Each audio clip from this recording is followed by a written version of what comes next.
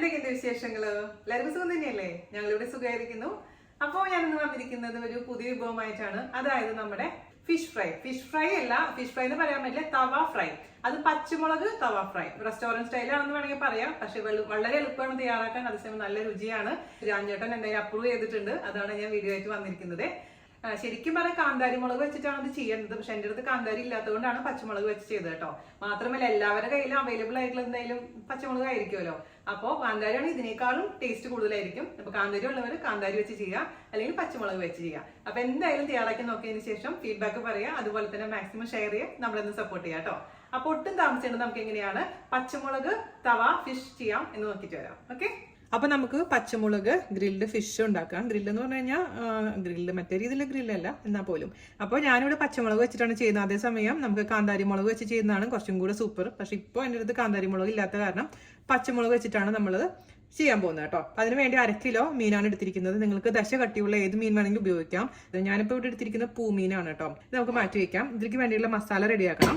അതിന് വേണ്ടിയിട്ട് മിക്സിയുടെ ചെറിയ ജാറിലോട്ട് നമുക്ക് കിലോ ഫിഷിലോട്ട് ഒരു 20 പച്ചമുളക് ഇട്ട് കൊടുത്തിട്ടുണ്ട്. അത് ഓരോരുത്തരുടെ സ്പൈസ് ലെവൽ അനുസരിച്ച് മാറ്റം വരുത്തണം കേട്ടോ. അതേപോലെ തന്നെ ഒരു 10 വലിയ അല്ലി വെളുത്തുള്ളി, പിന്നെ നമുക്ക് വേണ്ടത് കുറച്ച് മല്ലിയുടെ ഇല, അതുപോലെ തന്നെ ഒരു മീഡിയം കഷ്ണം ഇഞ്ചി, 4-5 ചെറിയുള്ളി, ആവശ്യത്തിന് ഉപ്പ്, പുളിക്ക് വേണ്ടിയിട്ട് ലെമൺ ജ്യൂസ് അല്ലെങ്കിൽ വിനീഗർ കേട്ടോ.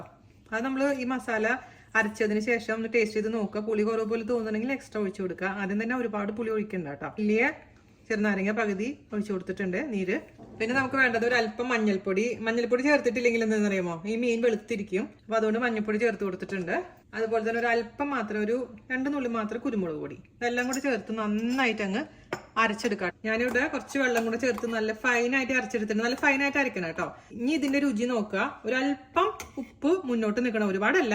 അതേപോലെ തന്നെ ലെമൺ ജ്യൂസ് ഇച്ചിരി ഞാൻ ടേസ്റ്റ് ചെയ്ത് നോക്കിയപ്പോൾ ഇച്ചിരി കുറവ് പോലെ തോന്നി. അതുകൊണ്ട് കുറച്ചും കൂടെ ലെമൺ ജ്യൂസ് ഒഴിച്ചു കൊടുക്കാൻ പോവുകയാണ് ഞാൻ.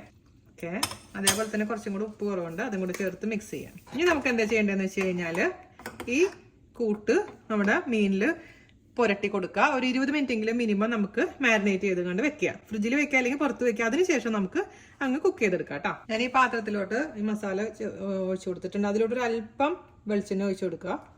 നന്നായിട്ട് അങ്ങ് മിക്സ് ചെയ്ത് കൊടുക്കാം കേട്ടോ. അപ്പോൾ മീൻ കഴിക്കാത്തവരാണെങ്കിൽ ഈ മസാലയുടെ ടേസ്റ്റ് ഒന്ന് നോക്കുക. എന്നിട്ട് എല്ലാം ഉണ്ടെന്ന് ഉറപ്പ് വരുത്തിയതിന് ശേഷം മീനിട്ട് കൊടുക്കുക കേട്ടോ.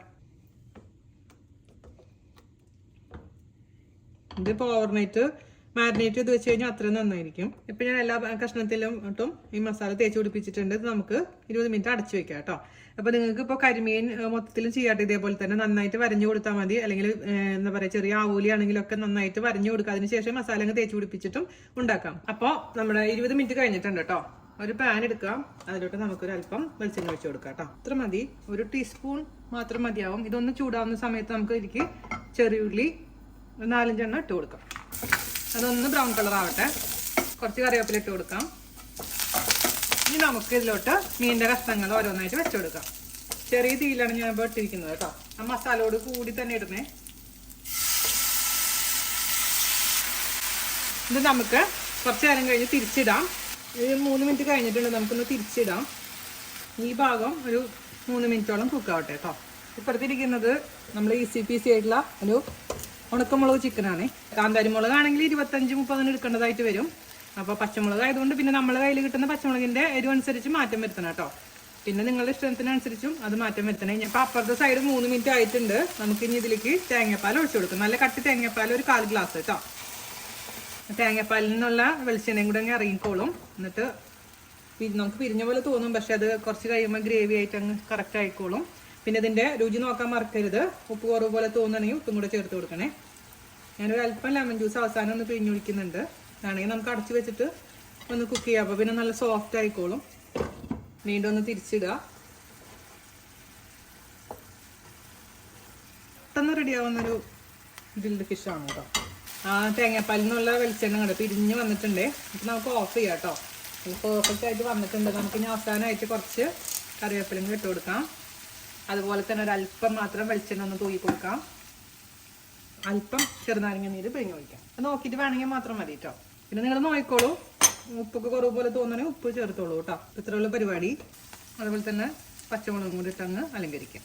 അപ്പോൾ എല്ലാവർക്കും ഇഷ്ടപ്പെട്ടു എന്ന് വിശ്വസിക്കുന്നു. എല്ലാവരും തയ്യാറാക്കി നോക്കുക. വീഡിയോ ഇഷ്ടമായിട്ടുണ്ടെങ്കിൽ മാക്സിമം ഷെയർ ചെയ്യുക. നമ്മളൊന്ന് സപ്പോർട്ട് ചെയ്യാം കേട്ടോ. അപ്പോൾ അടുത്ത അടിപൊളിയുള്ള റെസിപ്പി ആയിട്ട് വരുന്നവരെ നന്ദി, നമസ്കാരം. Thank you.